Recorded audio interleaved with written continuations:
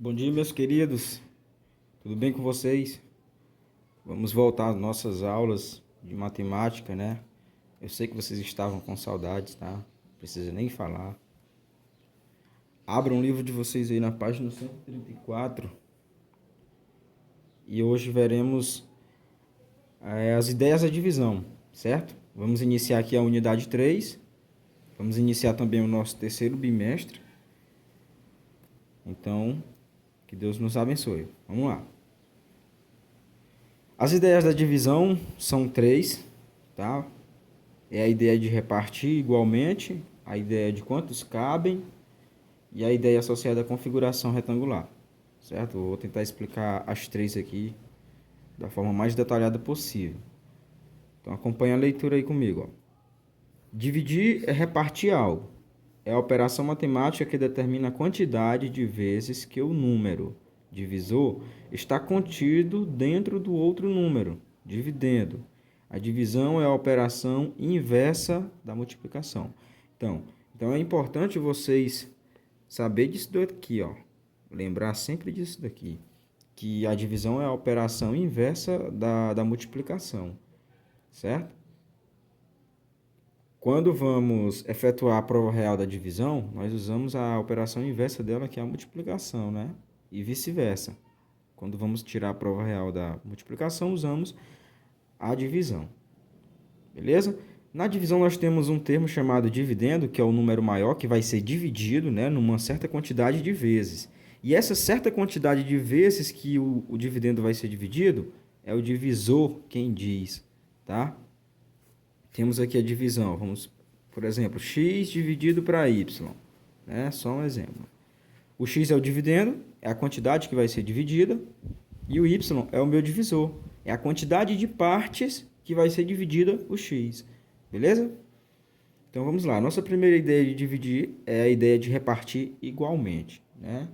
Quando a gente tem uma certa quantidade de alguma coisa, a gente tem que dividir igualmente para X quantidades de pessoas, né? Uma determinada quantidade de pessoas.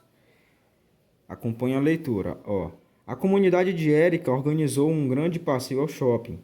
As crianças e os adultos poderiam escolher entre ir ao cinema, ir à lanchonete ou passear pelo shopping. No geral, foram 9 crianças que deveriam ser divididas igualmente entre os 3 grupos. Como você dividiria igualmente essas crianças nos espaços? E aí? Eram 9 crianças, né? E as 9 crianças teriam que ser divididas em 3 grupos, né? As que vão ao cinema, as que vão à lanchonete e as que vão apenas passear pelo shopping. E aí, com que quantidade ficaria cada grupo desse? Só lembrando que cada grupo tem que ter a mesma quantidade de pessoas, né? De crianças aqui no caso. Ó, assim, 9 dividido para 3, ó, o sinal de divisão é esses dois pontinhos aqui, tá? Ó, dois pontinhos lá de português é o sinal da divisão aqui na matemática, certo? Então, 9, que é o dividendo, né? A quantidade que vai ser dividida, dividido por 3, que é a quantidade de partes que vai ser dividido o dividendo, é igual a 3. Ou seja, cada grupo de crianças terá que ter, ó, 3 integrantes, tá? Ou seja, 3 crianças.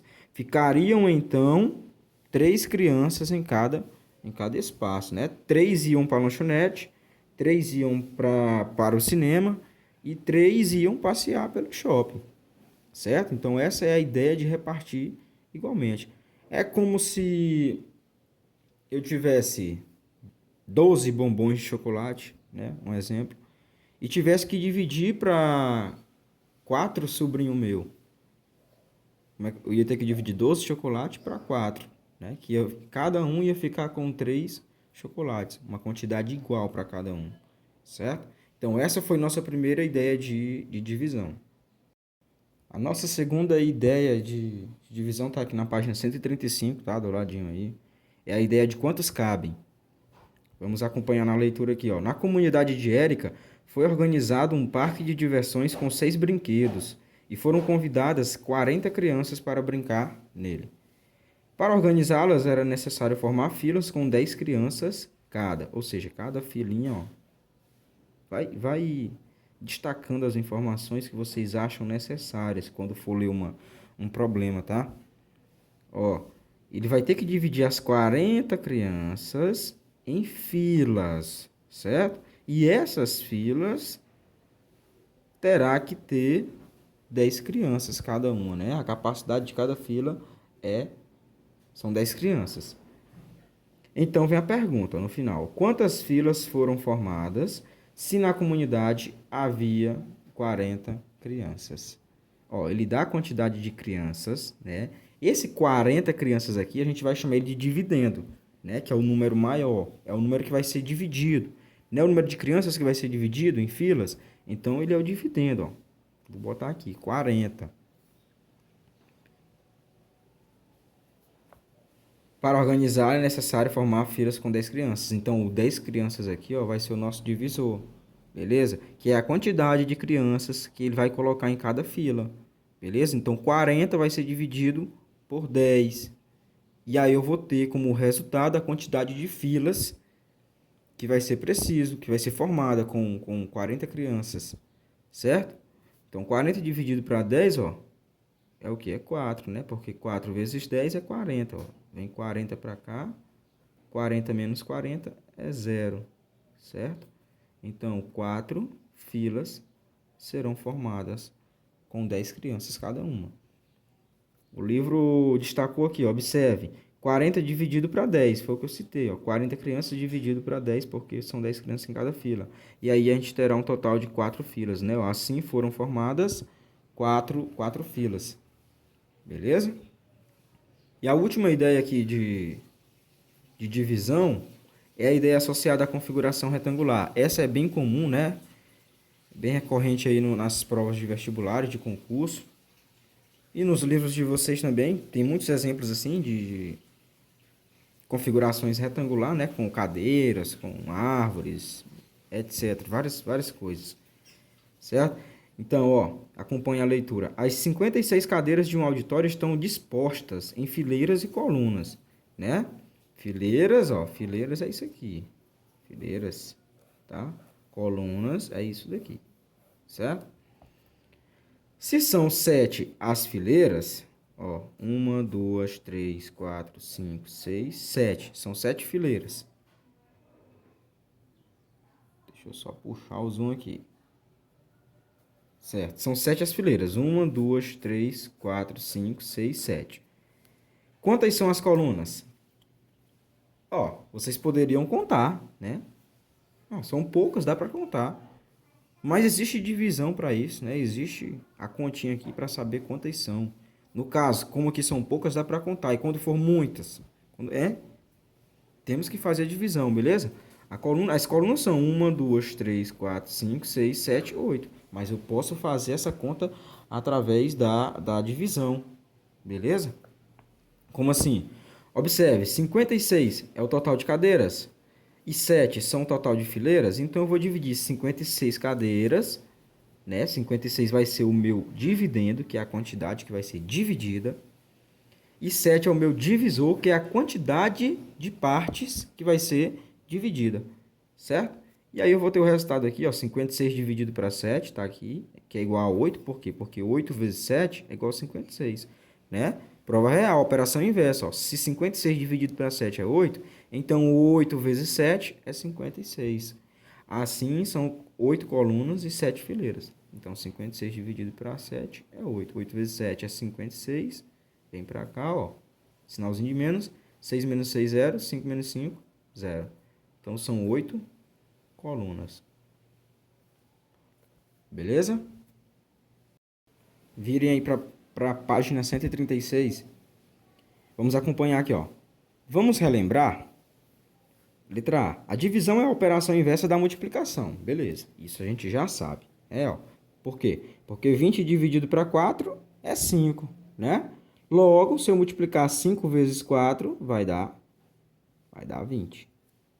Beleza? 20 dividido para 4 é 5. Logo, 5 vezes 4 é 20. Na divisão exata, o resto é sempre zero, né? Isso também a gente já sabe. Divisão exata, o resto sempre vai ser zero. Quando o resto sempre for zero, Divisão exata. Significa que cada parte ficou com a mesma quantidade de coisas e não sobrou absolutamente nada. Ou seja, foi uma divisão corretinha, não sobrou nada. Ficou todo mundo com a mesma quantidade. Na divisão inexata, o resto é diferente de zero. Ó, sempre que o resto aqui for um número que não seja zero, a divisão é inexata, certo? Essa divisão aqui é a divisão que eu costumo chamar de desleal. Rapaz, ela é incorreta. Não tem como, sempre vai sobrar um restinho, não vai dar uma quantidade certa para todo mundo, né? É igual ser três irmãos numa casa e a mãe traz 10 coisas para dividir para esses três irmãos, vai sobrar um, e aí vai dar briga, entendeu? Cada um vai ficar com três, a mãe traz 10 chocolates da rua, tem três filhos, vai dividir os 10 chocolates para os três filhos, vai ficar cada um com três e vai sobrar um. Aí, meu amigo, aí vai dar briga por causa desse chocolate que sobrou, entendeu? Então, divisão inexata é aquela que o resto é diferente de zero. Sempre que sobra resto, a nossa divisão é inexata. Na letra D, na divisão, o resto não pode ser maior que o divisor. Ó, nunca esse númerozinho aqui que sobra no final da nossa divisão pode ser maior do que o divisor. Quem é o divisor? É esse 3 aqui, o número que fica dentro desse Lzinho aqui, ó. É o divisor, beleza? É a quantidade de partes que vai ser dividida. O todo. Quem é o todo? O dividendo. 25 aqui no caso. O todo vai ser dividido em 3 partes. E aí vai sobrar isso aqui quando for inexata. Certo? Esse resto aqui nunca pode ser maior que o divisor. Se acontecer do resto aqui ser maior que o divisor, a sua continha está errada. Certo? Volte e refaça novamente. Certo? O resto 1 é menor do que 3. Certo? Então, portanto, essa divisão aqui, ó, não tem nada de incorreto nela. Só é inexata mesmo porque sobrou 1. Beleza?